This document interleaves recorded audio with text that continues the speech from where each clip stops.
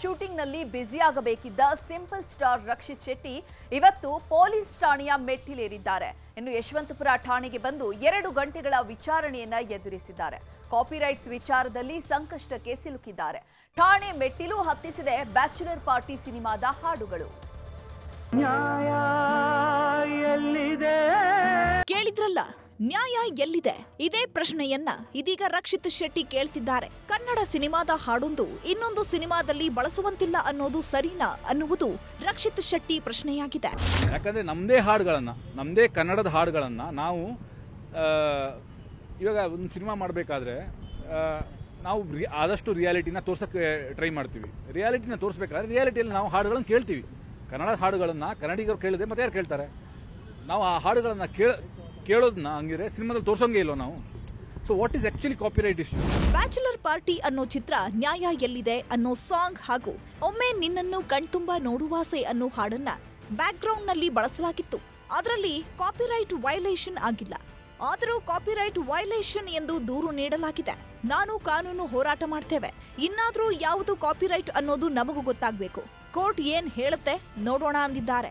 ನಿರ್ಮಾಪಕರಿಗಾಗಲಿ ಅಥವಾ ನಿರ್ದೇಶಕರಾಗಲಿ ಈ ತರ ಕನ್ಫ್ಯೂಷನ್ಸ್ ಇದೆ. ಅಂದ್ರೆ ಏನ್ ಕಾಪಿರೈಟ್ ಇಲ್ಲಿ, what is copyright issue, what is not ಅನ್ನೋದಿದೆಯಲ್ಲ, ಇದು ನಮ್ಮ ಪೂರ್ತಿ ಇಂಡಸ್ಟ್ರಿಗೆ ಇದು ಕರೆಕ್ಟಾಗಿ ನಾಲೆಜ್ ಇಲ್ಲ. ನಮಗೆ ನಾಲೆಜ್ ಇಲ್ಲ ಫಸ್ಟ್ ಆಫ್ ಆಲ್.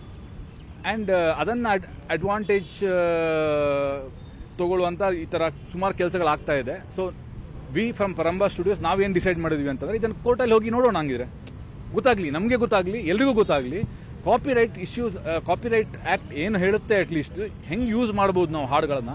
ಹಾಡು ಕಳವು ಮಾಡಿದ ಆರೋಪದ ಮೇಲೆ ಪರಂವಾ ಸಂಸ್ಥೆ ವಿರುದ್ಧ ದೂರು ದಾಖಲಾಗಿತ್ತು. ಇವತ್ತು ಪೊಲೀಸ್ ಠಾಣೆಗೆ ಹಾಜರಾಗಿ ವಿಚಾರಣೆ ಎದುರಿಸಿದ್ರು. ಪೊಲೀಸರ ಪ್ರಶ್ನೆಗಳಿಗೆ ಉತ್ತರಿಸಿದ್ದು, ಬ್ಯಾಚುಲರ್ ಪಾರ್ಟಿ ಸಿನಿಮಾದಲ್ಲಿ ಅನುಮತಿ ಇಲ್ಲದೆ ಹಾಡು ಬಳಸಿದ್ದೀವಿ ಅನ್ನೋದು ಸುಳ್ಳು. ಗಾಳಿ ಮಾತು ಹಾಗೂ ನ್ಯಾಯ ಎಲ್ಲಿದೆ ಸಿನಿಮಾದ ಹಾಡು 6 ಸೆಕೆಂಡ್ ಬಳಕೆ ಕಾಪಿರೈಟ್ಸ್ ಉಲ್ಲಂಘನೆ ಅಲ್ಲ.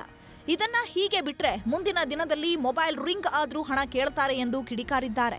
ಸ್ಟೇಷನ್ ಅಲ್ಲಿ ಬರೀ ನಾನು ಸ್ಟೇಟ್ಮೆಂಟ್ ಕೊಟ್ಟಿದ್ದೀವಿ. ನಾವು ಕಂಪ್ಲೇಂಟ್ ಕೊಟ್ಟಿದ್ದೀವಿ. ಕಂಪ್ಲೇಂಟ್ ಕೊಟ್ಟಿದ್ದಕ್ಕೆ ನಾವು ಸ್ಟೇಟ್ಮೆಂಟ್ ಕೊಟ್ಟಿದ್ದೀವಿ. ಇಲ್ಲ ಕಾಂಪ್ರಮೈಸ್ ಆಗಲ್ಲ. ಉಳಿದೇನಿದ್ರು ಕೋರ್ಟಲ್ ನೋಡ್ತೀವಿ.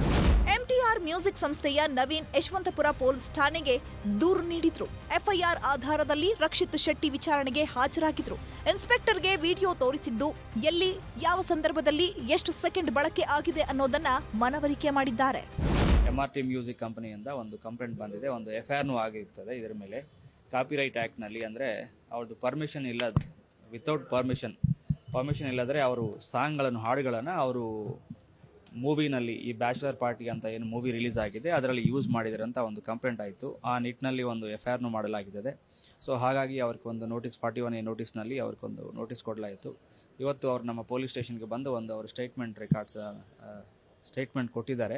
ಸತತ 2 ಗಂಟೆ ವಿಚಾರಣೆ ಎದುರಿಸಿದ ಬಳಿಕ ನಟ ನಿರ್ದೇಶಕ ರಕ್ಷಿತ್ ಶೆಟ್ಟಿ ಕನ್ನಡದ ಹಾಡನ್ನ ಕನ್ನಡ ಚಿತ್ರದಲ್ಲಿ ಸಂದರ್ಭಕ್ಕೆ ತಕ್ಕಂತೆ ಬಳಕೆ ಮಾಡಲು ಅವಕಾಶ ಇಲ್ವಾ ಅನ್ನೋ ಪ್ರಶ್ನೆಗೆ ಕೋರ್ಟ್ನಲ್ಲಿ ಉತ್ತರ ಸಿಗಬೇಕಿದೆ. ಸಿಂಪಲ್ ಸ್ಟಾರ್ ನಟ ರಕ್ಷಿತ್ ಶೆಟ್ಟಿ ರಾಜಿ ಇಲ್ಲ, ಕಾನೂನು ಹೋರಾಟ ಮಾಡೋಣ ಎಂದಿದ್ದಾರೆ. ಕೋರ್ಟ್ ಏನ್ ಹೇಳಲಿದೆ ಅನ್ನೋದನ್ನ ಕಾದು ನೋಡ್ಬೇಕು. Gangadhar ವಾಗಟ, crime bureau, news 18. ಕನ್ನಡಿಗರ ನೆಚ್ಚಿನ ನ್ಯೂಸ್ 18 ಕನ್ನಡ ಈಗ ವಾಟ್ಸ್ಆಪ್ನಲ್ಲೂ ಲಭ್ಯ. ಕರ್ನಾಟಕ, ದೇಶ ವಿದೇಶಗಳ 360 ಡಿಗ್ರಿ ಸುದ್ದಿಯ ವಿವರಗಳನ್ನ ನಿಮ್ಮ ಕೈ ಬೆರಳುಗಳಲ್ಲೇ ಪಡಿಲಿಕ್ಕೆ ಈ QR ಕೋಡ್ ಅನ್ನ ಸ್ಕ್ಯಾನ್ ಮಾಡಿ, ನಮ್ಮ ಚಾನಲ್ ಫಾಲೋ ಮಾಡಿ, ನೋಟಿಫಿಕೇಶನ್ ಆನ್ ಮಾಡಿ.